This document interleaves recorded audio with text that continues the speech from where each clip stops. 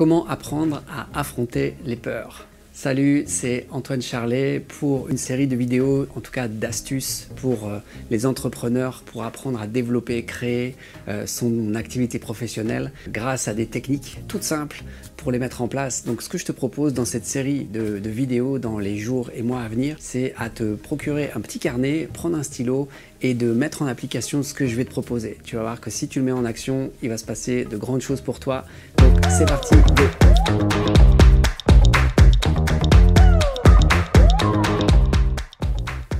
Alors comment apprendre à affronter ses peurs en sachant que en tant qu'entrepreneur ou futur entrepreneur, souvent je n'ose pas me lancer parce que j'ai plein de peurs qui me cristallisent, qui me figent, où je me sens stressé, tendu. C'est-à-dire que même d'ailleurs d'être face à un événement, face à une situation, je me sens complètement bloqué. Et lorsque je me sens face à cette muraille, c'est comme si plus rien ne pouvait se passer dans ma vie, je ne peux plus avancer.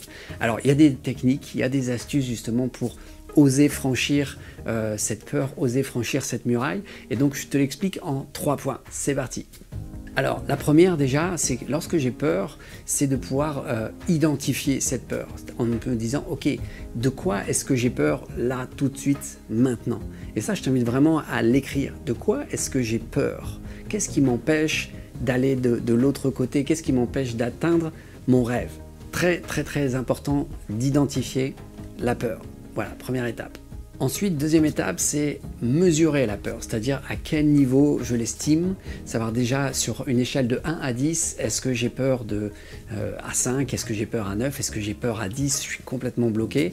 Et déjà, le fait de pouvoir la mesurer, la graduer, me permet aussi d'avoir cette sensation et de savoir à quelle intensité elle agit sur moi. Puisque en fait, la peur, tant que je n'y ai pas identifié et que je n'ai pas pu la mesurer, c'est comme si elle venait créer un impact. Elle était un peu comme si j'étais une marionnette, c'est-à-dire que c'est la peur qui me manipule plutôt que ce soit moi qui soit maître de ma vie. Donc le fait de pouvoir mesurer, d'identifier, c'est vraiment un processus important. Donc je mesure mon niveau de peur de 1 à 10. Où est-ce qu'elle est? À quel niveau? Ok. Et ensuite, c'est de pouvoir aussi me poser cette question en me disant à qui appartient cette peur?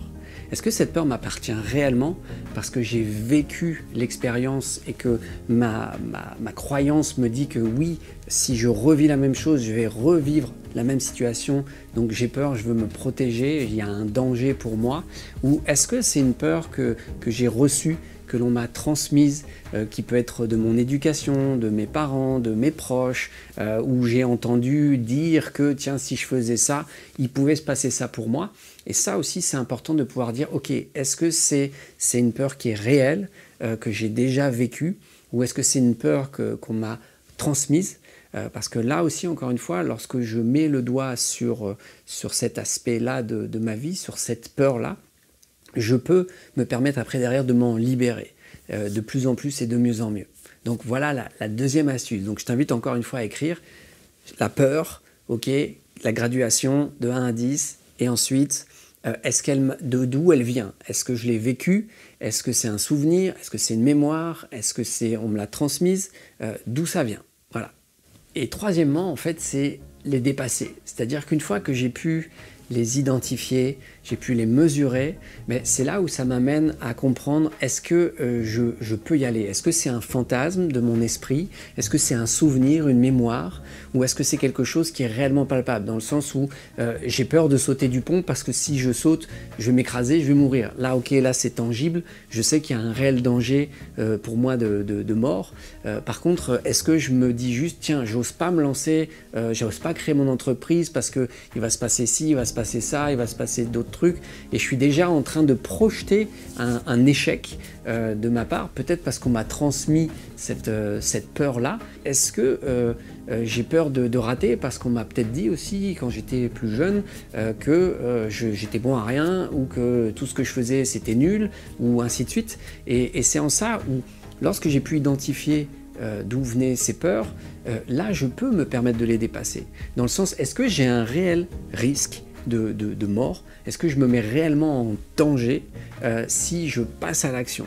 Est-ce que si je me permets de vivre ça dans ma vie parce que ça me fait vibrer, est-ce que je me mets vraiment en danger.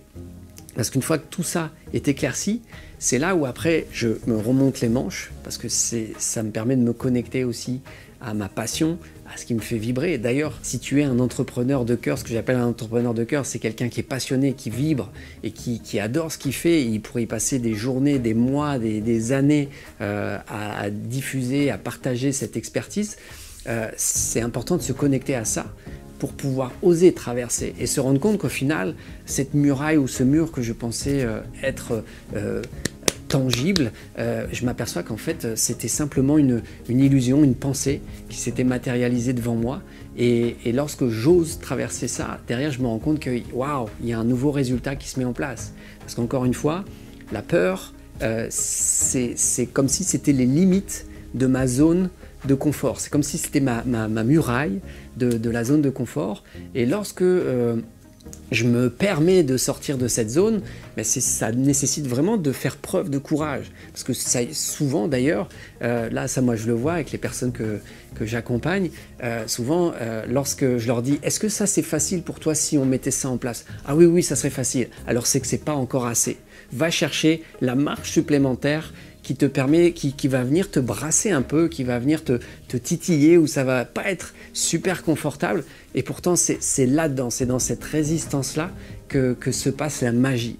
Donc là aussi, pour dépasser, pour apprendre à dépasser les peurs, à affronter les peurs, voilà, ça nécessite tout ce processus-là.